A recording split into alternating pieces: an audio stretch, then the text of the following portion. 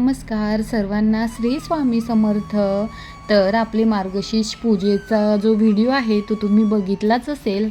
तर मार्गशीर्ष गुरुवारची जी पूजा मांडणी आपण केलेली आहे त्याची उत्तर पूजा कशी करायची, जेवढ्या श्रद्धेने आपण देवीची स्थापना करतो, पूजा करतो, तेवढ्याच श्रद्धेने देवीचे पूजेचं उद्यापनसुद्धा करणं खूप महत्त्वाचं असतं। तर ते उद्यापन कसं करायचं आपण ते आजच्या व्हिडिओत मी तुम्हाला सांगणार आहे, म्हणून व्हिडिओ शेवटपर्यंत नक्की बघा। आता ही जी पूजा आहे माझी कालची मांडलेली आहे। तर बघा, ही पूजा आपल्याला शुक्रवारी सकाळी उचलायची आहे। तर सर्वात प्रथम निरांजन लावून अगरबत्ती लावून घ्यायची आहे, अगरबत्ती देवीला ओवाळून घ्यायची आहे।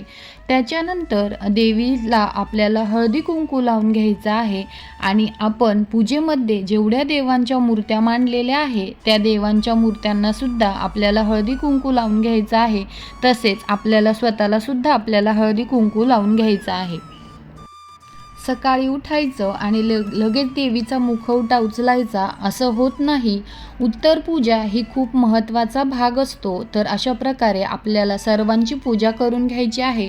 त्याच्यानंतर सर्व देवांवर आपल्याला तांदूळ व्हायचे आहे। तर इथे बघा, मी देवीचा जो कलश मांडलेला आहे त्याच्यावरती आणि प्रत्येक देवावरती तांदूळ अर्पण करून घेतलेले आहे। आणि त्याच्यानंतर आपल्याला देवीला क्षमा अर्चना करायची आहे की हे देवी माते, तुझ्या सेवेमध्ये जर माझ्याकडून कुठली चूक झाली असेल तर मला माफी असावी।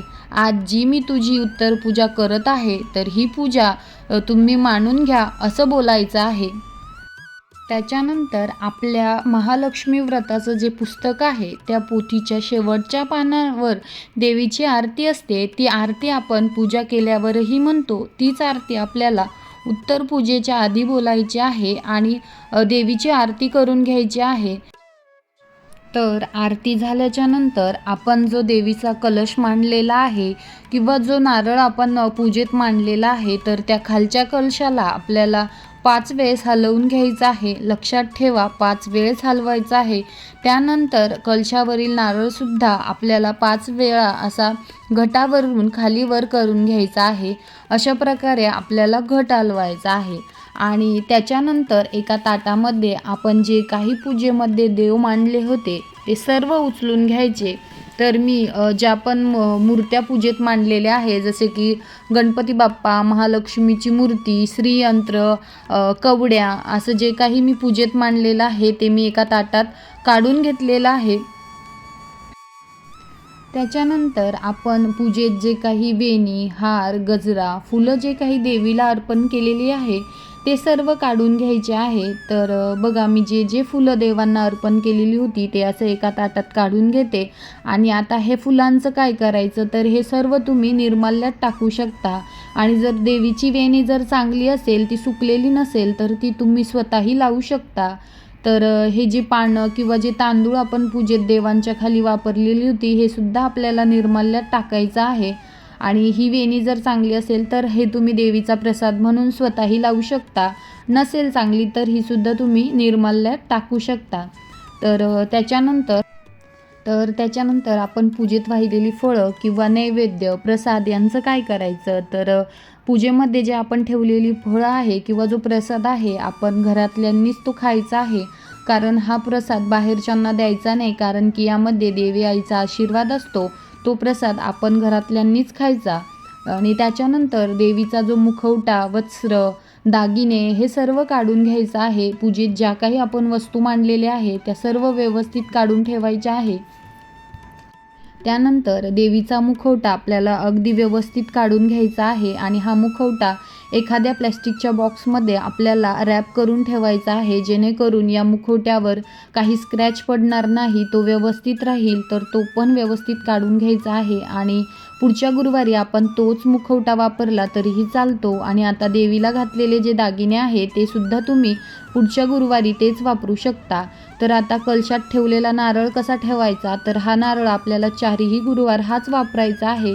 तर हा नारळ कोरडा होऊ नये म्हणून तुम्ही हा नारळ पाण्यात सुद्धा ठेवू शकता। एखाद्या डब्यात पाणी घेऊन हा नारळ अर्धा बुडेल इतपत तुम्ही त्याला पाण्यात ठेवायचं आहे। आणि आता ही जी पूजेत वापरलेली पत्री आहे तर ही सुद्धा आपल्याला निर्माल्यात टाकायची आहे।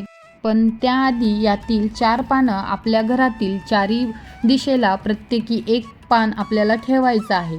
ते तुम्ही कोणतंही पान ठेवू शकता. प्रत्येक कोपऱ्यात एक एक पान ठेवायचं आहे. आपल्या गुरुवारच्या पोथीमध्ये सुद्धा असंच सांगितलेलं आहे.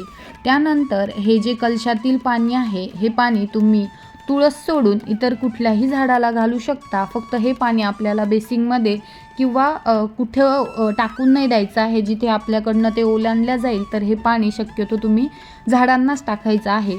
त्याच्यानंतर पूजेत वापरलेले तांदूळ, तर हे तांदूळ 4ही गुरुवारी आपल्याला वापरायचे आहे. म्हणून हे तांदूळ तुम्ही एखाद्या डब्यात व्यवस्थित ठेवायचे आहे. पुढच्या गुरुवारी आपण हेच तांदूळ वापरायचे आहे.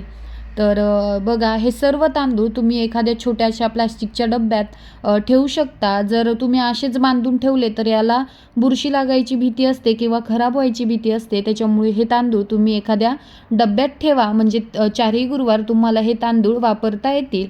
त्याच्यानंतर आपण जो चौरंग ठेवलेला आहे तो उचलून घ्यायचा आहे आणि जे स्वस्तिक आपण काढलेलं आहे, तर त्या स्वस्तिकावर, ते स्वस्तिक लगेच पुसायचं नाही, तर त्या स्वस्तिकावर आपल्याला हळदी कुंकू अर्पण करायचं आहे आणि ज्या जागेवर आपण पूजा मांडली आहे त्या जागेला नमस्कार करायचा आहे. आणि आता ह्या ज्या समया आहेत, तर यात थोडंसं तेल अजून बाकी आहे. त्याच्यामुळे ह्या समया आपल्याला जिथे स्वस्तिक आहे त्याच्यावरच ठेवून द्यायच्या आहे. जेव्हा ह्या समया आपोआप विसतील तेव्हाच ह्या आपल्याला उचलायच्या आहे.